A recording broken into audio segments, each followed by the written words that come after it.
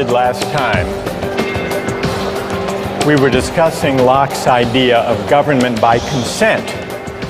And the question arose, what are the limits on government that even the agreement of the majority can't override? That was the question we ended with. We saw, in the case of property rights, that on Locke's view, a democratically elected government has the right to tax people.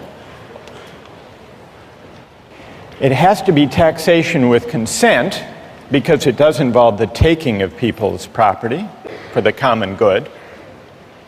But it doesn't require the consent of each individual at the time the tax is enacted or collected. What it does require is a prior act of consent to join the society, to take on the political obligation. But once you take on that obligation, you agree to be bound by the majority. So much for taxation. But what you may ask about the right to life? Can the government conscript people and send them into battle? What about the idea that we own ourselves? Isn't the idea of self-possession violated if the government can, through coercive legislation and enforcement powers, say, you must go risk your life to fight in Iraq? What would Locke say? Does the government have the right to do that? Yes. In fact, he says in 139, he says, what matters is that the political authority or the military authority not be arbitrary. That's what matters. And he gives a wonderful example. He says a sergeant, even a sergeant, let alone a general, a sergeant can command a soldier to go right up to the face of a cannon where he is almost sure to die. That the sergeant can do.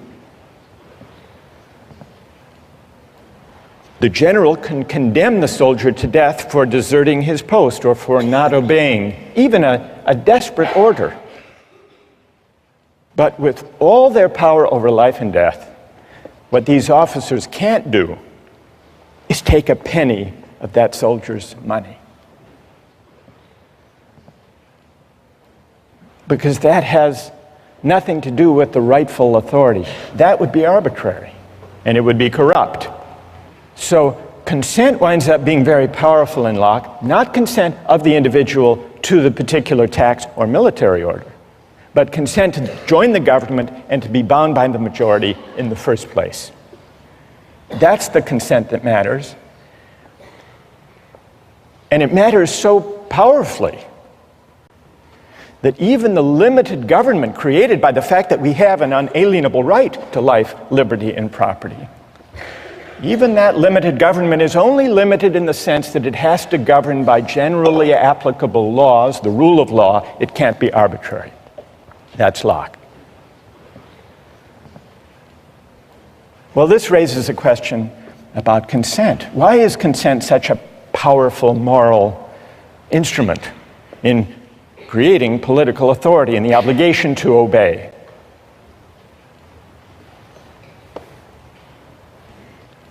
Today we begin to investigate the question of consent by looking at a concrete case, the case of military conscription.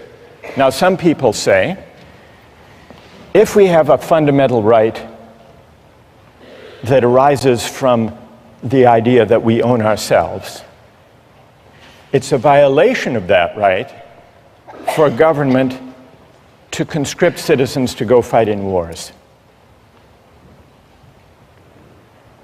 Others disagree. Others say that's a legitimate power of government, of democratically elected governments anyhow, and that we have an obligation to obey. Let's take the case of the United States fighting a war in Iraq.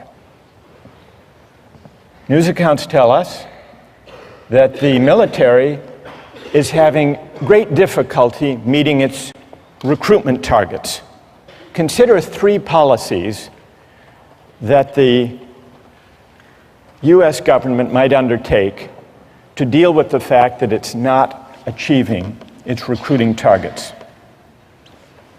Solution number 1, increase the pay and benefits to attract a sufficient number of soldiers. Option number 2, shift to a system of military conscription. Have a lottery, and whosever numbers are drawn, go to fight in Iraq. System number 3, outsource. Hire what traditionally have been called mercenaries. People around the world who are qualified, able to do the work, able to fight well, and who are willing to do it for the existing wage. So let's take a quick poll here. How many favor increasing the pay? Huge majority. How many favor going to conscription? 1, 2. All right, maybe a dozen people in the room favor conscription. What about the outsourcing solution?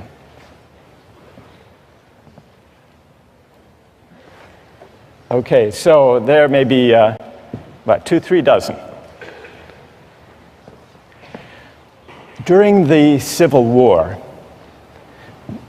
the Union used a combination of conscription and the market system to fill the ranks of the military to fight in the Civil War.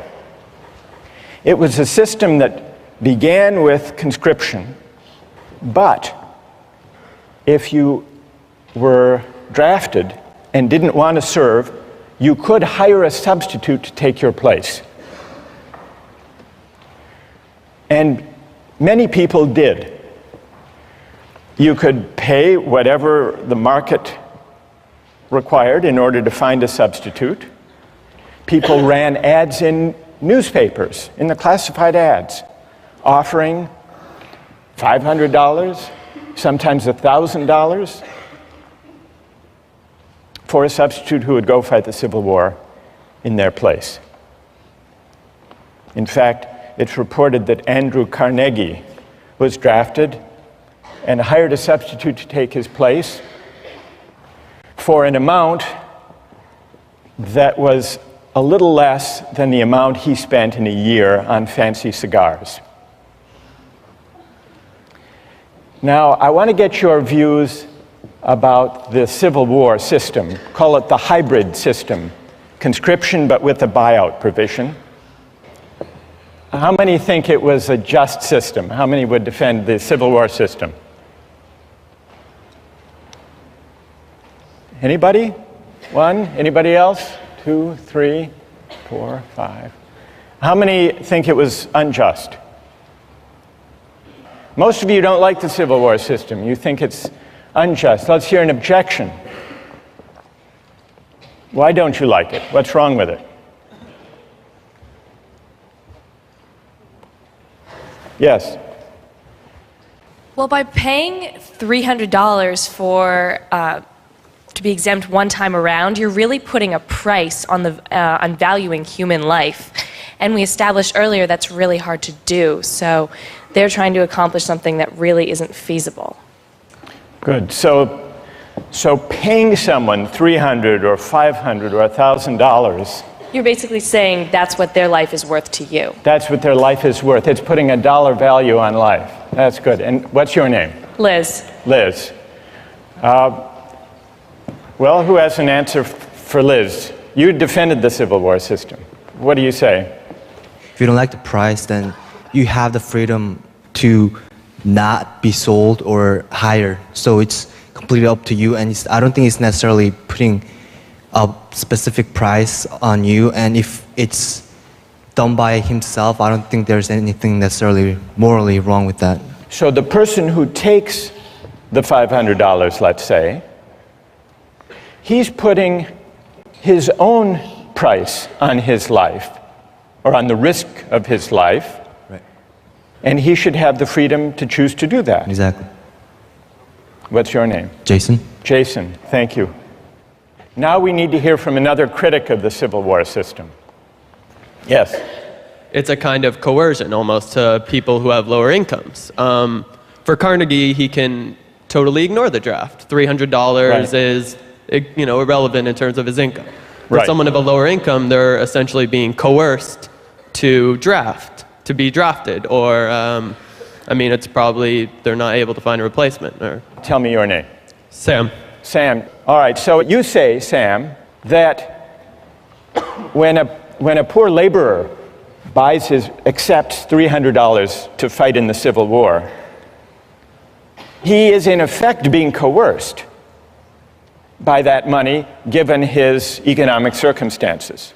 Whereas Carnegie can go off, pay the money, and not serve. All right, I want to hear if someone has a reply to Sam's argument that what looks like a free exchange is actually coercive. Who has an answer to Sam? Go ahead. I'd actually agree with him in saying You that... agree with Sam? I agree with him in saying that it is coercion in the sense that it robs the individual of his ability to reason properly. Okay, and what's your name? Raul? All right, so Raul and Sam agree that what looks like a free exchange, free choice, voluntary act, is actually, it involves coercion. It's profound coercion of the worst kind because it falls so disproportionately upon one segment of the society. Good. All right, so Raul and Sam have made a powerful point. Who would like to reply? Who has an answer for Sam and Raul? Go ahead. I don't think that these drafting systems are really terribly different from, all volunteer army sort of recruiting strategies. The whole idea of, having benefits and pay for joining the army is, sort of a coercive strategy to get people to join. It is true that military volunteers come from disproportionately, lower economic status, and also, from certain regions of the country where you can use like the patriotism to try and coerce people to feel like it's the right thing to do to volunteer and go over to Iraq. And tell me your name. Emily. All right, Emily says, and Raul, you're going to have to reply to this, so get ready. Emily says, fair enough, there is a coercive element to the Civil War system when the laborer takes the place of Andrew Carnegie for $500. Emily concedes that. But she says, if that troubles you about the Civil War system, shouldn't that also trouble you about the volunteer army today? And before you answer, how did you vote on the first poll? Did you defend the volunteer army? I didn't vote. You didn't vote? No. By the way, you didn't vote. Did you sell your vote to the person sitting next to you? No. All right. So what would you say to that argument? I think that the circumstances are different in that there was conscription in the Civil War. There is no draft today. And I think that the volunteers for the Army today have a more profound sense of patriotism that is of an individual choice than those who were forced into the military in the Civil War. Somehow less coerced. Less coerced. Even though there is still inequality in American society, even though, as Emily points out, the makeup of the American military is not reflective of the population as a whole. Let's just do an experiment here. How many here have either served in the military or have a family member who has served in the military? In this generation, not parents, family members, in this generation. And how many have neither served nor have any brothers or sisters who have served? Does that bear out your point, Emily? Yes. All right, now we need to hear from, most of you defended the idea of the all-volunteer military, overwhelmingly. And yet, overwhelmingly, people consider the Civil War system unjust. Sam and Raul articulated reasons for objecting to the Civil War system. It took place against a background of inequality, and therefore the choices people made to buy their way into military service were not truly free, but at least partly coerced. Then Emily extends that argument in the form of a challenge. All right, everyone here who voted in favor of the all-volunteer army should have to explain, well, what's the difference in principle? Doesn't the all-volunteer army simply universalize the feature that almost everyone found objectionable in the Civil War buyout provision? Did I state the challenge fairly, Emily? Yes. Okay, so we need to hear from a defender of the all-volunteer military who can address Emily's challenge. Who can do that? Go ahead.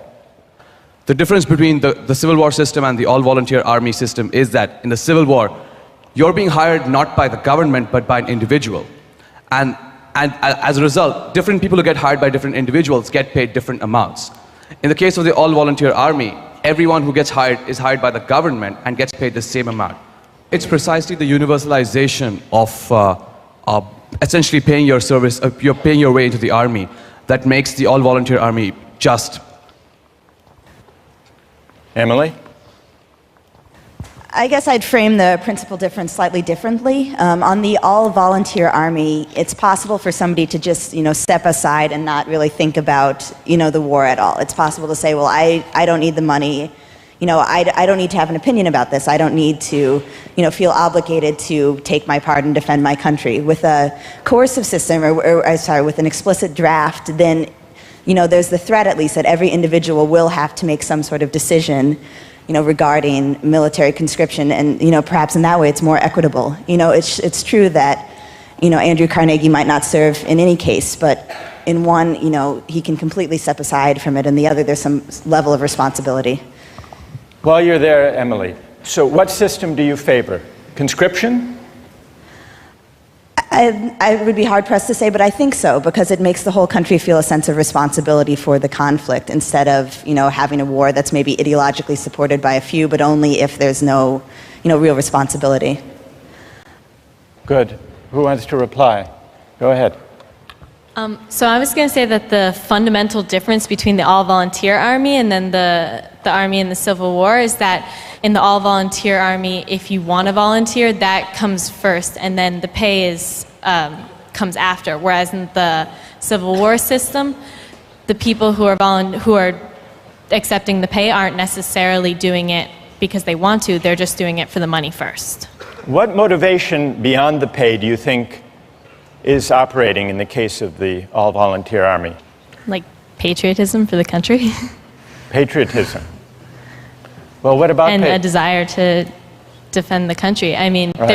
there is some motivation in pay, but the fact that it's first and foremost an all-volunteer army will motivate them first, I think, personally. Do you think it's better, and tell me your name. Jackie? Jackie, do you think it's better if people serve in the military out of a sense of patriotism than just for the money? Yes, definitely, because the people that was one of the main problems in the Civil War Army, is that the people that you're getting to go in it, or to go to war, aren't necessarily people who want to fight, and so they won't be as good soldiers as they will be had they been there because they wanted to be.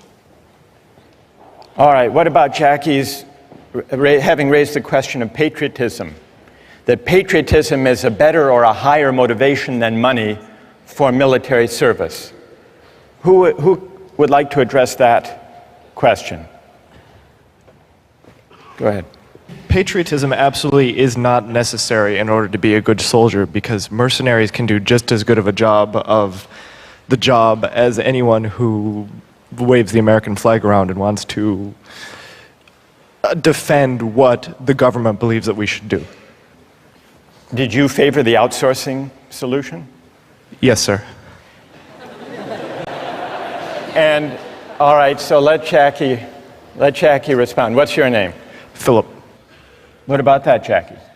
So much for patriotism. If you've got someone whose heart is in it more than another person's, they're going to do a better job. When it comes down to the wire and there's like a situation in which someone has to put their life on the line, someone who's doing it because they love this country will be more willing to go into danger than someone who's just getting paid. They don't care. They've got the technical skills, but they don't care what happens because they have nothing invested in this country. There's another aspect, though. Once we get onto the issue of patriotism, if you believe patriotism, as Jackie does, should be the foremost consideration and not money, does that argue for or against the paid army we have now? We call it the volunteer army, though if you think about it, that's a kind of misnomer. A volunteer army, as we use the term, is a paid army. So what about the suggestion that patriotism should be the primary motivation for military service, not money? Does that argue in favor of the paid military that we have, or does it argue for conscription? And just to sharpen that point, building on Phil's case for outsourcing, if you think that the all-volunteer army, the paid army, is best because it lets the market allocate positions according to people's preferences and willingness to serve for a certain wage, doesn't the logic that takes you from a system of conscription to the hybrid Civil War system to the all-volunteer army, doesn't the idea of expanding freedom of choice in the market, doesn't that lead you all the way, if you follow that principle consistently, to a mercenary army? And then if you say no, Jackie says no, patriotism should count for something, doesn't that argue for going back to conscription, if by patriotism you mean a sense of civic obligation? Let's see if we can step back from the discussion that we've had and see what we've learned about consent as it applies to market exchange. We've really heard two arguments against the use of markets and exchange in the allocation of military service. One was the argument raised by Sam and Raul, the argument about coercion. The objection that letting the market allocate military service may be unfair and may not even be free if there's severe inequality in the society, so that people who buy their way into military service are doing so not because they really want to, but because they have so few economic opportunities that that's their best choice. And Sam and Raul say there's an element of coercion in that. That's one argument. Then there is a second objection to using the market to allocate military service. That's the idea that military service shouldn't be treated as just another job for pay because it's bound up with patriotism and civic obligation. This is a different argument from the argument about unfairness and inequality and coercion.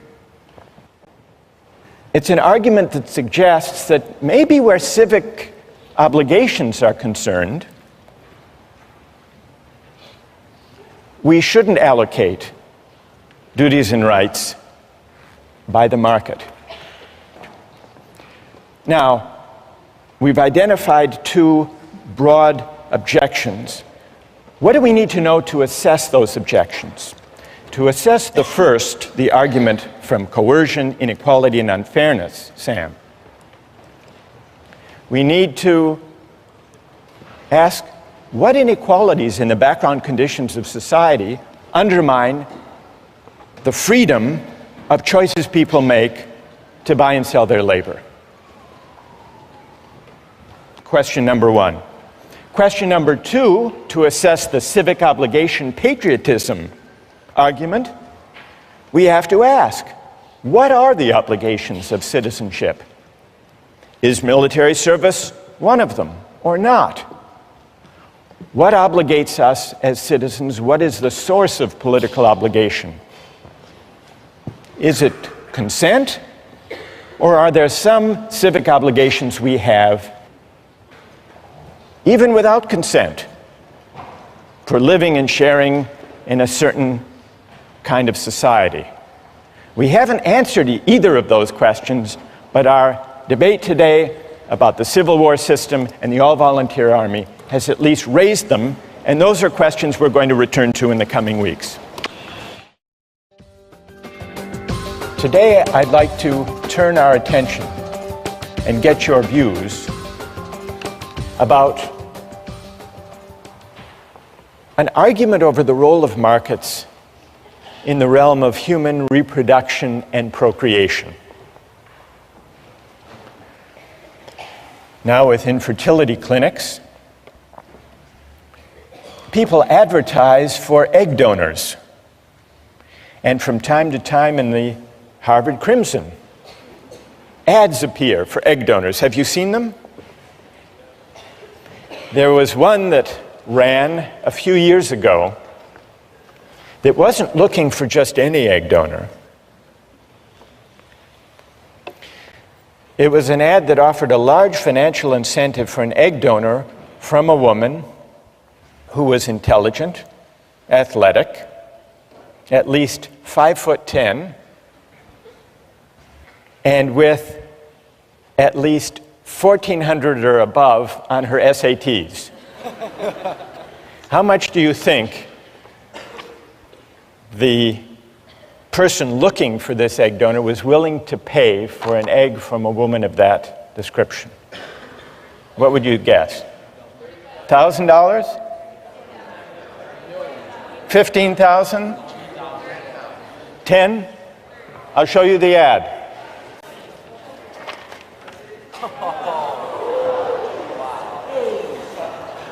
$50,000 for an egg, but only a premium egg. What do you think about that? Well, there are also sometimes ads in the Harvard Crimson and other college newspapers for sperm donors. So the market in reproductive capacities is an equal opportunity market. Well, not exactly equal opportunity. They're not offering $50,000 for sperm. But there is a company, a large commercial sperm bank, that markets sperm. It's called California Cryobank. It's a for-profit company. It imposes exacting standards on the sperm it recruits. And it has offices in Cambridge between Harvard and MIT, and in Palo Alto near Stanford. Cryobank's marketing materials play up the prestigious source of its sperm. Here is from the website of Cryobank the information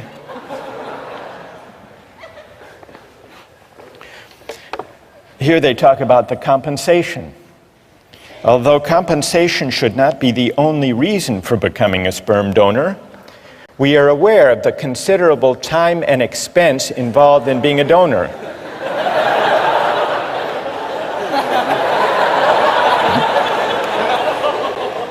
So, do you know what they offer?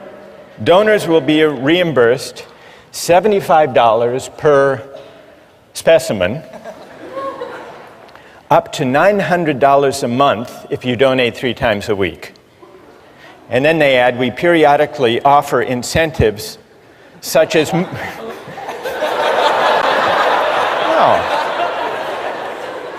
such as movie tickets or gift certificates for the extra time and effort expended by participating donors. It's not easy to be a sperm donor. They accept fewer than 5% of the donors who apply. Their admission criteria are more demanding than Harvard's. The head of the sperm bank said the ideal sperm donor is 6 feet tall, with a college degree, brown eyes, blonde hair, and dimples. For the simple reason that these are the traits that the market has shown the customers want. Quoting the head of the sperm bank, if our customers wanted high school dropouts, we would give them high school dropouts. So here are 2 instances, the market in eggs for donation and the market in sperm, that raise a question about whether eggs and sperm should or should not be bought and sold for money. As you ponder that, I want you to consider another case involving a market and, in fact, a contract in the human reproductive capacity.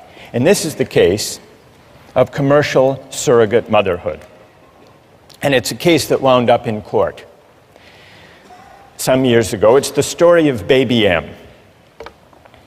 It began with William and Elizabeth Stern, a professional couple, wanting a baby, but they couldn't have one on their own, at least not without medical risk to Mrs. Stern. They went to an infertility clinic where they met Mary Beth Whitehead, a 29-year-old mother of 2, the wife of a sanitation worker. She had replied to an ad that the center had placed, seeking the service of a surrogate mother. They made a deal. They signed a contract in which William Stern agreed to pay Mary Beth Whitehead a $10,000 fee plus all expenses, in exchange for which Mary Beth Whitehead agreed to be artificially inseminated with William Stern's sperm, to bear the child, and then to give the baby to the Sterns. Well, you probably know how the story unfolded. Mary Beth gave birth and changed her mind. She decided she wanted to keep the baby. The case wound up in court in New Jersey. So let's put aside any legal questions and focus on this issue as a moral question. How many believe that the right thing to do in the baby M case would have been to uphold the contract, to enforce the contract? And how many think the right thing to do would have been not to enforce that contract? So it's about, the majority say enforce. So let's now hear the reasons that people had, either for enforcing or refusing to enforce this contract. First, from those, I want to hear from someone in the majority. Why do you uphold the contract? Why do you enforce it? Who can offer a reason?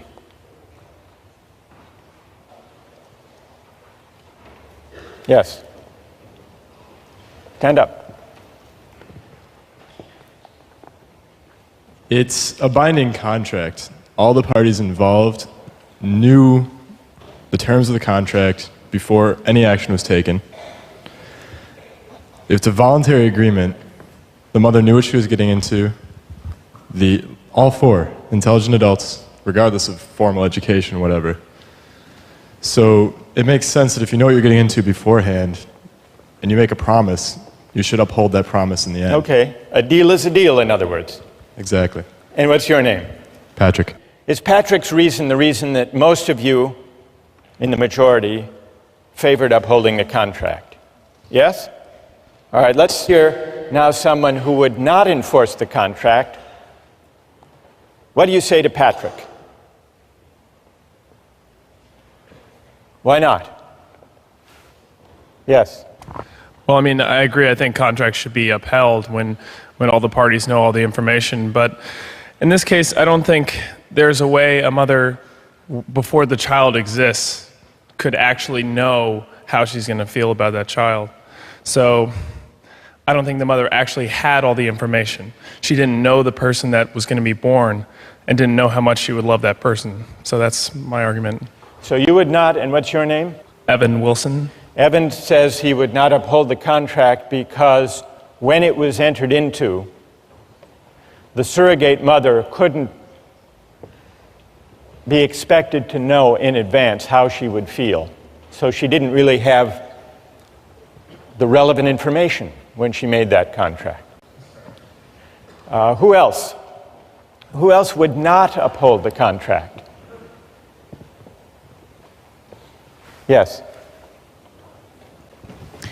I also think that a contract should generally be upheld, but I think that the child has an inalienable right to its actual mother, and I think that if that mother wants it, then that child should have the right to that mother. You mean the biological mother, not the adoptive mother? Right. And why is that? First of all, tell me your name. Anna? Anna. Why is that, Anna? Because I think that that bond that is created by nature is stronger than any bond that is created by, a contract. Good, thank you. Who else? Yes. I disagree. I don't think that a child has an inalienable right to her biological mother. I think that adoption and surrogacy are both legitimate trade-offs. And I agree with the point made that it's a voluntary agreement. An individual made it. It's a voluntary agreement. And you can't apply coercion to this argument. You can't apply the objection from coercion to this argument. Correct. What's your name? Kathleen. Kathleen, what do you say to Evan that though there may not have been, Evan claimed that the consent was tainted not by coercion but by lack of adequate information. She couldn't have known the relevant information, namely how she would feel about the child. What do you say to that? I don't think the emotional content of her feelings plays into this. I think in a case of law, in the justice of this scenario, her change of feelings are not relevant. If I give up my child for adoption and then I decide later on that I really want that child back, too bad. It's a trade-off. It's a trade-off that the mother has made. So a deal is a deal. You agree with Patrick? I agree with Patrick. A deal is a deal. Yes. Good. Yes. I would say that, though I'm not really sure if I agree with the idea that the child has a right to their mother, I think the mother definitely has a right to her child. And I also think that there are some areas where market forces shouldn't necessarily penetrate. I think that the whole surrogate mother area smacks a little bit of dealing in human beings. Seems dehumanizing, and it doesn't really seem right. So that's my main reasoning. And tell us your name. I'm Andrew. Andrew, what is dehumanizing about buying and selling the right to a child for money? What is dehumanizing about it? Well, because you're buying someone's biological right. I mean, you can't, in the law, as it's stated, you can't sell your own child. Like, were you to have a child, I believe that the law prohibits you selling it to another person or selling it. So this is like baby selling. Right. To a certain extent. I mean, though there is a contract with another person, you've made agreements and whatnot. there is an undeniable emotional bond that takes place between a mother and a child. And it's wrong to simply ignore this because you've written out something contractually. All right, you want to reply to Andrew? Stay there. You point out there's an undeniable emotional bond. I feel like we're in this situation, we're not necessarily arguing against adoption or surrogacy in itself. We're just sort of pointing out the emotional differences. Well, but wait, I mean, it's easy to break everything down to numbers and say, oh, we have contracts like you're buying and selling a car. But there are underlying emotions. I mean, you're dealing with people. I mean, these are not objects to be bought and sold. All right, what about Andrew's claim that this is like baby selling? I believe that adoption and surrogacy should be permitted. Whether or not I actually will partake in it is not really relevant, but I think that the government should give its citizens the rights to allow for adoption and surrogacy. But adoption is not, according to Is the law. adoption baby selling? Well, do you think you should be able to bid for a baby that's up for adoption? That's Andrew's challenge. Do I think I should be able to bid for a baby? I'm not sure. It's a market. I mean, I feel like the extent to which it's been applied, I'm not sure if the government should be able to permit it, and I have to think about it more, but... All right, fair enough. Are you satisfied, Andrew? Well, yeah, I mean, I think surrogacy should be permitted. I think that people can do it, but I don't think that it should be forced upon people that once the contract is signed, it's absolutely like the end all. I think that it's unenforceable. So people should be free, Andrew, to enter into these contracts, but it should not be enforceable in a court. Not in a court, no. Who would like to join on one side or the other? Yes? I think I have an interesting perspective on this because my brother was actually one of the people who donated to a sperm bank, and he was paid a very large amount of money. He was 6 feet tall, but not blonde. He had dimples, though. So he actually has... I'm an aunt now, and he has a daughter. He donated his sperm to a lesbian couple in Oklahoma, and he has been contacted by them, and he has seen pictures of his daughter, but he still does not feel an emotional bond to his daughter. He just has a sense of curiosity about what she looks like and what she's doing and how she is. He doesn't feel love for his child. So from this experience, I think the bond between a mother and a child cannot be compared to the bond between the father and the child. That's really interesting. What's your name? Vivian. Vivian. So we've got the case of surrogacy, commercial surrogacy. And it's been compared to baby selling, and we've been exploring whether that analogy is apt. And it can also be compared, as you point out, to sperm selling. But you're saying that sperm selling and baby selling, or even surrogacy, are very different because yes, they're unequal services. They're unequal services. Mm-hmm. And that's because, Vivian, you say that the tie, the bond... Yes, and also the time investment that's given by a mother, 9 months, cannot be compared to a man, going into a sperm bank, looking at pornography, and, depositing into a cup. I don't think those are equal. Good. All right. So we... Because that's what happens in a sperm bank. All right, so this is really interesting. We have, all right, notice the arguments that have come out so far. The objections to surrogacy, the objections to enforcing that contract are of at least 2 kinds. There was the objection about tainted consent, this time not because of coercion or implicit coercion, but because of imperfect or flawed information. So tainted or flawed consent can arise either because of coercion or because of a lack of relevant information, at least according to one argument that we've heard. And then a second objection to enforcing the surrogacy contract was that it was somehow dehumanizing. Now, when this case was decided by the courts, what did they say about these arguments.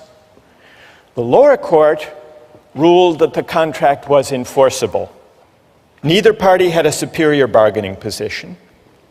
A price for the service was struck and a bargain was reached. One side didn't force the other, neither had disproportionate bargaining power. Then it went to the New Jersey Supreme Court. And what did they do? They said this contract is not enforceable.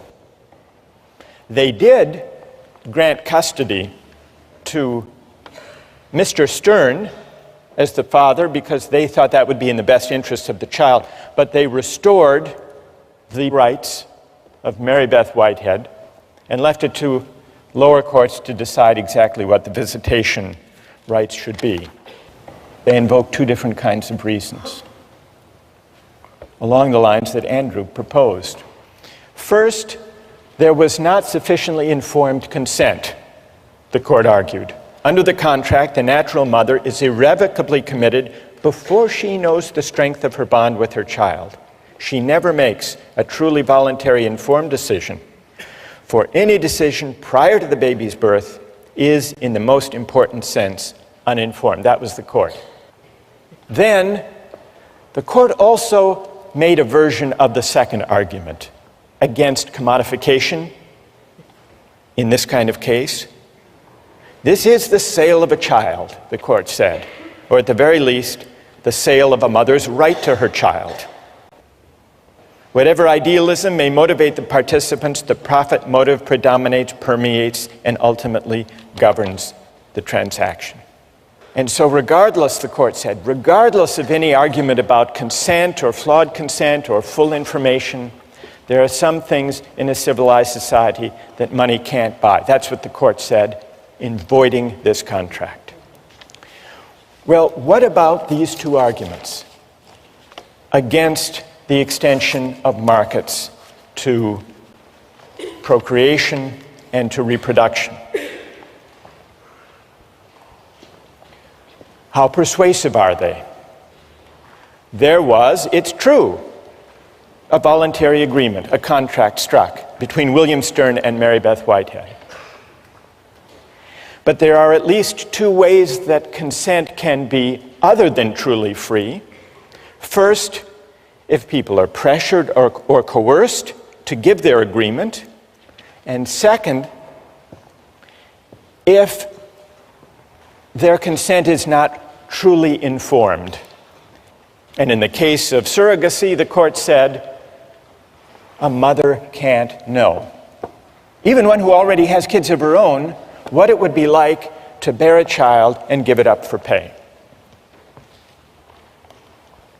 So in order to assess criticism, objection number one, we have to figure out just how free does a voluntary exchange have to be with respect to the bargaining power and equal information. Question number one, how do we assess the second objection? The second objection is more elusive, it's more difficult. Andrew acknowledged this, right? What does it mean to say there is something dehumanizing to make childbearing a market transaction? Well, one of the philosophers we read on this subject, Elizabeth Anderson, tries to bring some philosophical clarity to the unease that Andrew articulated. She said, by requiring the surrogate mother to repress whatever parental love she feels for the child, surrogacy contracts convert women's labor into a form of alienated labor. The surrogate's labor is alienated because she must divert it from the end which the social practices of pregnancy rightly promote, namely an emotional bond with her child. So what Anderson is suggesting is that certain goods should not be treated as open to use or to profit. Certain goods are properly valued in ways other than use. What are other ways of valuing and treating Goods that should not be open to use, Anderson says there are many: respect, appreciation, love, honor, awe, sanctity. There are many modes of valuation beyond use, and certain goods are not properly valued if they're treated simply as objects of use. How do we go about evaluating that argument of Anderson? In a way, it takes us back to the debate we had with utilitarianism. Is use the only proper way of treating goods, including life, military service, procreation, childbearing? And if not, how do we figure out? How can we determine what modes of valuation are fitting or appropriate to those goods? Several years ago, there was a scandal surrounding a doctor, an infertility specialist in Virginia named Cecil Jacobson. He didn't have a donor catalog because, unknown to his patients, all of the sperm he used to inseminate his patients came from one donor, Dr. Jacobson himself. At least one woman who testified in court was unnerved at how much her newborn daughter looked just like him. Now, it's possible to condemn Dr. Jacobson for failing to inform the women in advance. That would be the argument about consent. The columnist Ellen Goodman described the bizarre scenario as follows. Dr. Jacobson, she wrote, gave his infertility business the personal touch. But now the rest of us, she wrote, are in for a round of second thoughts about sperm donation. Goodman concluded that fatherhood should be something you do, not something you donate. And I think what she was doing, and what the philosopher Elizabeth Anderson is doing, and what Andrew was suggesting with his argument about dehumanization, is pondering whether there are certain goods that money shouldn't buy, not just because of tainted consent, but also perhaps because certain goods are properly valued in a way higher than mere use. Those, at least, are the questions we're going to pursue with the help of some philosophers in the weeks to come.